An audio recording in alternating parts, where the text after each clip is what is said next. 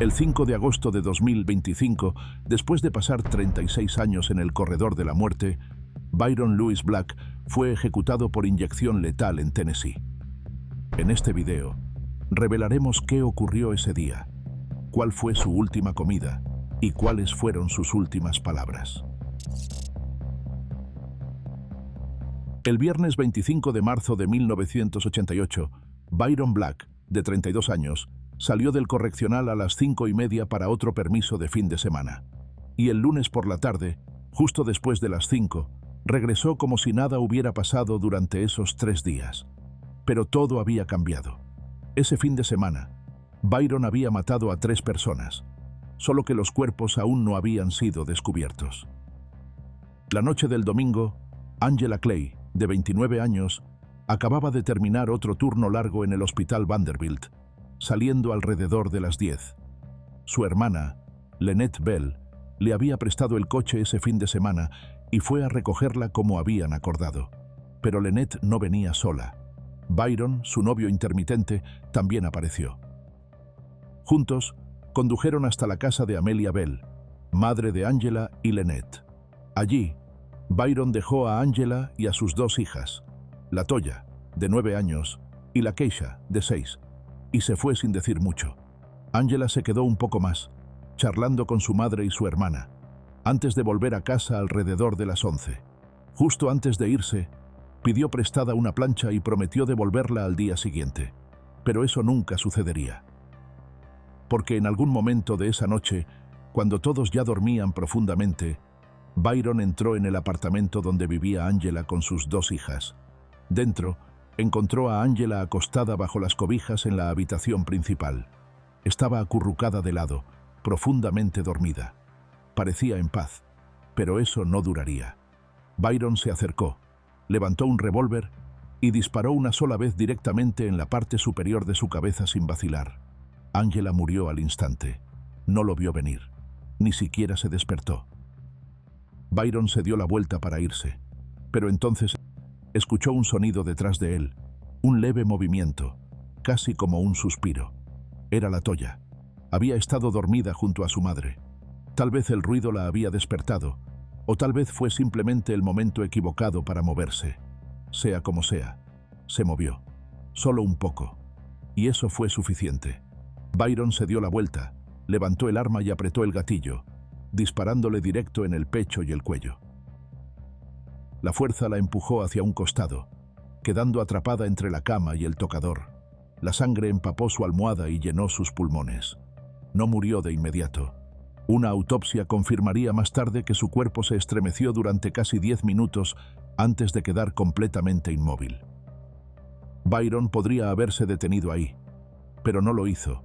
No podía arriesgarse a dejar a un testigo con vida, así que se dio la vuelta, caminó por el pasillo y abrió la puerta del cuarto de la Keisha. El sonido de los disparos ya la había despertado y se había bajado de la cama. Pero para ella, él era una cara familiar. Y cuando lo vio, probablemente pensó que todo estaba bien. Tal vez pensó que iba a arroparla de nuevo, o incluso leerle un cuento antes de dormir, pero no sabía que eso sería lo último que vería en su vida. Porque en cuanto Byron entró a su habitación, levantó el arma y disparó 2 veces más. Una bala la alcanzó en el pecho, la otra la impactó cerca de la cadera. Cayó al suelo, pero al igual que su hermana, no murió al instante. Se arrastró desde la cama hasta el piso, dejando rastros de sangre con sus pequeñas manos sobre la madera. Sus palmas mancharon el suelo mientras intentaba moverse, aferrándose a todo lo que podía alcanzar. Finalmente se desplomó junto a la cama, boca abajo en el suelo. Su sangre se acumuló a su alrededor, empapando la alfombra, y entonces todo quedó en silencio. Ya no había más testigos, y Byron salió, cerró la puerta con llave detrás de él y desapareció en la noche. Se veía tranquilo, sereno, y justo a tiempo para presentarse al trabajo como si nada hubiera ocurrido. Pero esa no fue la primera vez que Byron le disparó a alguien. Angela Clay había estado intentando seguir adelante. Su matrimonio con Benny Clay había terminado un año antes, pero aún compartían un lazo, sus 2 hijas y un atisbo de amor inconcluso. Benny tenía la esperanza de que podrían arreglar las cosas, Pensaba que aún había una oportunidad, pero había un obstáculo en su camino: Byron Black. Angela había empezado a salir con Byron después de la separación, pero no fue un rompimiento limpio con Benny. Algunas semanas seguía viendo a ambos hombres. A Benny no le gustaba eso, y lo dejó claro, pero Byron no pensaba dar un paso atrás. Quería a Angela para él solo, y no iba a dejarla ir sin pelear. Para diciembre de 1986, esa tensión explotó. Empezó con una discusión intensa, ruidosa, profundamente personal. Benny finalmente se dio la vuelta y se fue hacia su auto, quizás pensando que todo había terminado. Pero Byron no había terminado. Sacó un arma y empezó a disparar. El primer disparo impactó en el auto de Benny. El segundo le atravesó el pie. El tercero le perforó el hombro y se detuvo debajo de la clavícula. Benny intentó huir, pero Byron lo persiguió, disparando todavía. Benny finalmente colapsó en la calle, sangrando y acorralado. Byron lo alcanzó rápidamente, se paró sobre él con el arma aún en la mano, listo para terminar lo que había empezado. Pero entonces apareció Angela. Lo empujó antes de que pudiera disparar otra vez, y de alguna manera, eso fue suficiente. Poco después, Byron fue arrestado. Se declaró culpable y fue sentenciado a cumplir una condena en un correccional, con permisos de salida los fines de semana.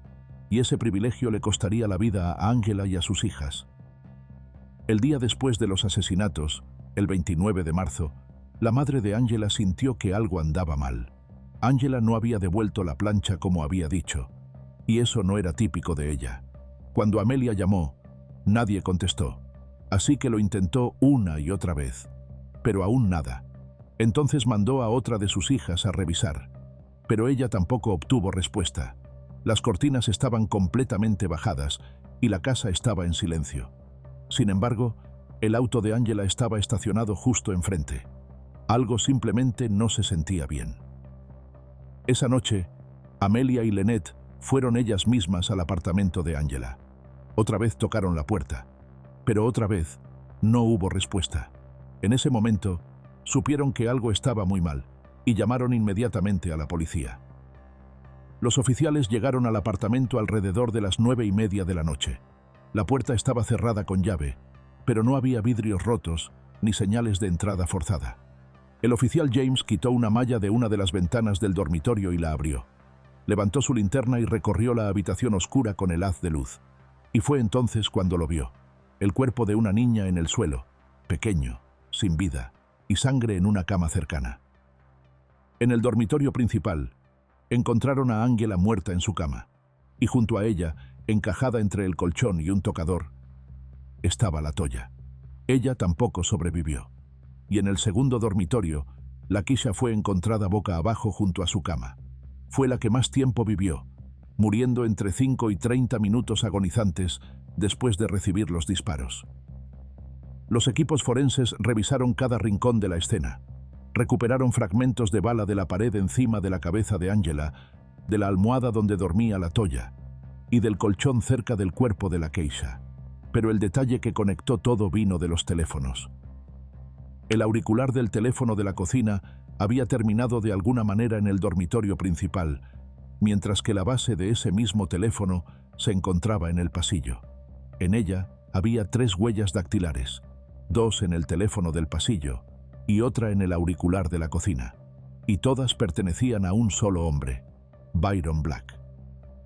Y para empeorar las cosas, las balas encontradas en la escena del crimen coincidían con el mismo tipo utilizado en el tiroteo contra Benny el año anterior.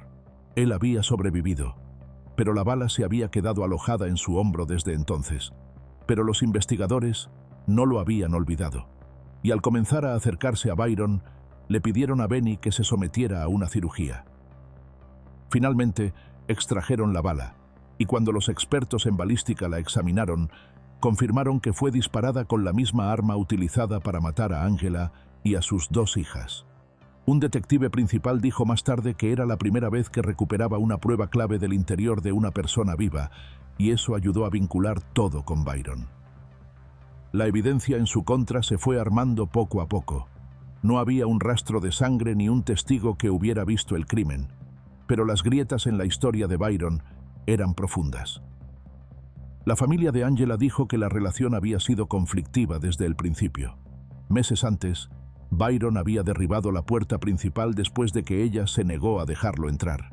Angela les había dicho a sus amigas que una vez él dijo: «Si no puedo tenerte, nadie lo hará».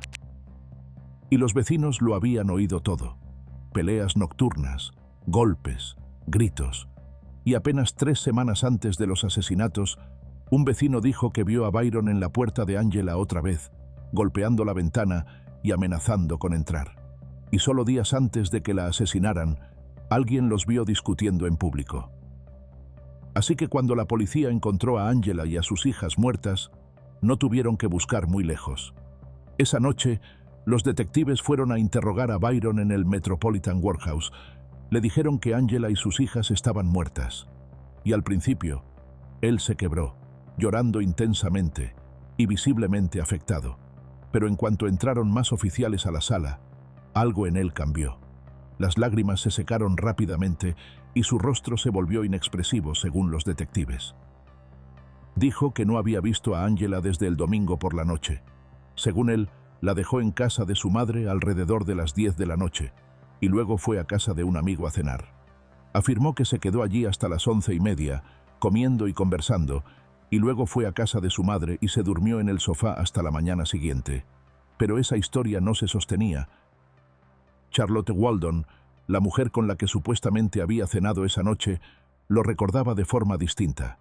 Byron había llegado a cenar alrededor de las 8:30, se quedó por poco menos de 1 hora y se fue antes de las 9:30. Y esa noche no volvió. Esa pequeña diferencia, solo 2 horas, fue suficiente para desmoronar todo lo que le había dicho a la policía.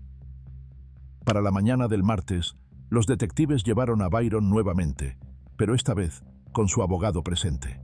Y con eso, su historia cambió.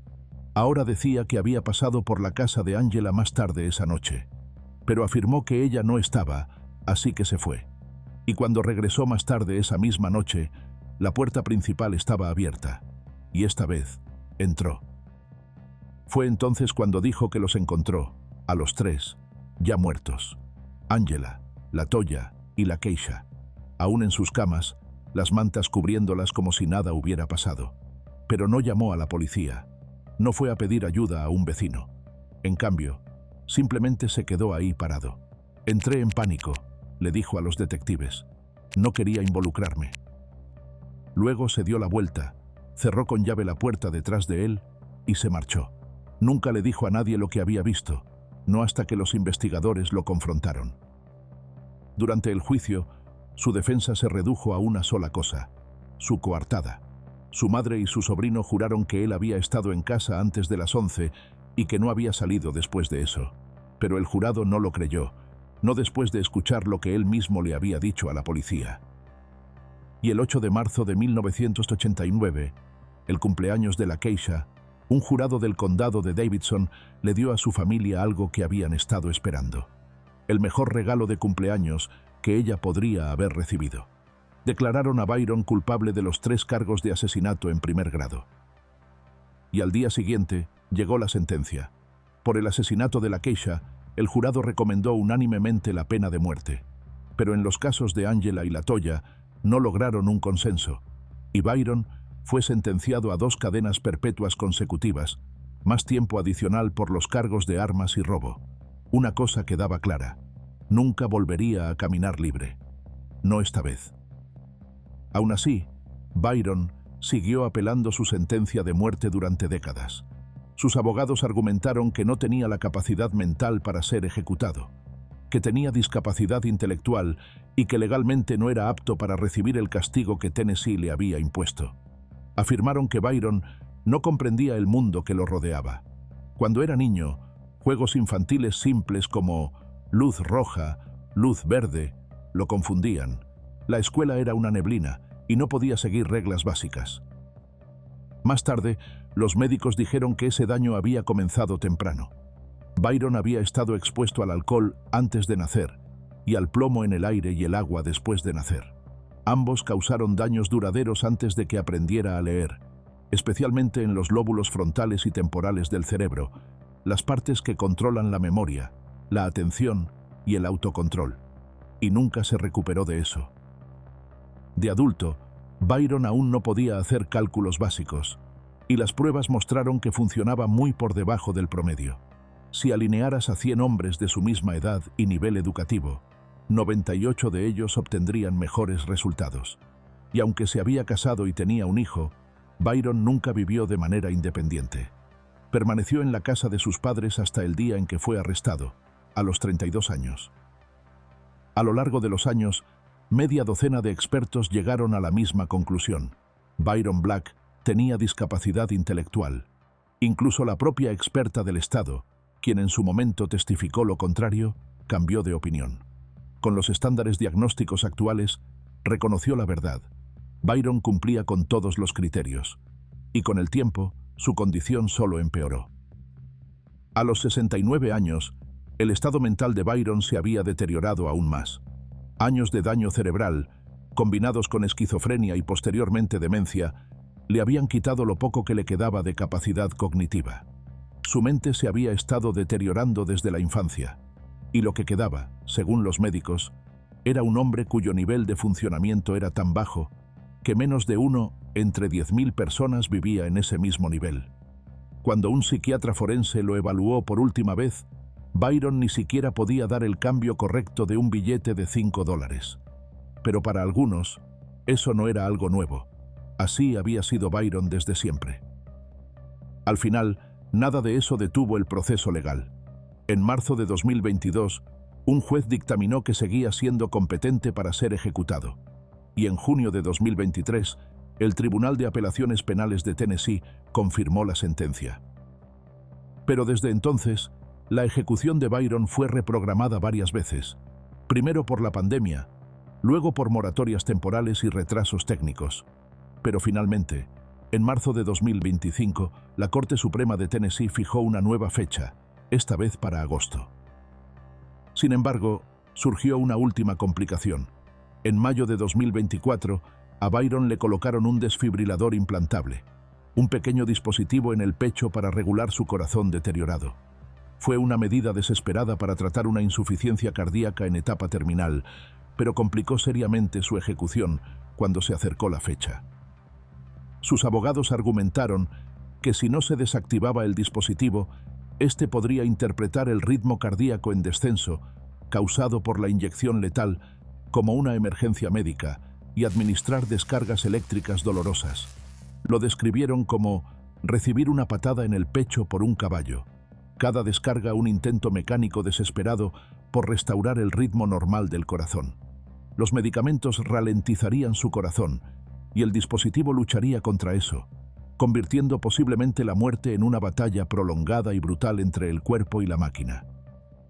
Un juez del condado de Davidson estuvo de acuerdo y ordenó desactivar el dispositivo antes de la ejecución. Pero la Corte Suprema de Tennessee no coincidió. Revocaron esa decisión, calificando la desactivación como una demora no autorizada de la justicia. La ejecución, dictaminaron, continuaría con el dispositivo activado, argumentando que incluso si se produjeran descargas, era poco probable que Byron sintiera algo. Y eso fue todo. La fecha quedó confirmada. La noche antes de la ejecución, a Byron le dieron su última comida, un ritual silencioso antes de que el Estado siguiera adelante. Había pedido una pizza con champiñones y salchicha, donas y helado de mantequilla con nuez. En la mañana del 5 de agosto de 2025, Byron fue llevado a la cámara de ejecución. Ya estaba amarrado a la camilla cuando se subió la cortina a las 10:31. Una sábana cubría su cuerpo, lo cual es habitual, pero esta vez estaba colocada inusualmente alta. Hasta le cubría las manos. Estaba frente a los testigos, pero cuando le preguntaron si tenía unas últimas palabras, simplemente respondió, «No, señor». No se dirigió a la familia de las víctimas, que estaba sentada a solo unos metros, y no pidió perdón. Según los testigos, mostró señales claras de angustia, respiración agitada, inquietud y confusión. Dijeron que parecía que no entendía completamente lo que le estaba ocurriendo. Se hizo una última prueba de micrófono. Su consejera espiritual estaba cerca, tocándole la mejilla, rezando y dándole palabras tranquilas de aliento. También le dijo que se concentrara en su respiración. Byron comenzó a suspirar y a respirar con fuerza, casi jadeando, como si el miedo se apoderara de él. Cuando empezaron a administrarle las drogas, miró a su alrededor y levantó la cabeza, visiblemente alterado. Los testigos dijeron que se movía más de lo esperado. A las 10:33 comenzó a gemir. «No puedo hacer esto», le dijo a su consejera espiritual. «Esto duele muchísimo». Ella se inclinó hacia él, serena pero impotente, y le respondió en voz baja: «Lo siento mucho». Luego, siguió rezando. Unos momentos después, él levantó la mano por última vez y luego quedó inmóvil a las 10:36. Para ese momento, ya se le había administrado toda la dosis. Siguió el período de espera obligatorio de 5 minutos y a las 10:43, Byron fue declarado muerto. Byron Lewis Black tenía 69 años. ¿Qué opinas? ¿Se ha hecho justicia? Cuéntanos en los comentarios.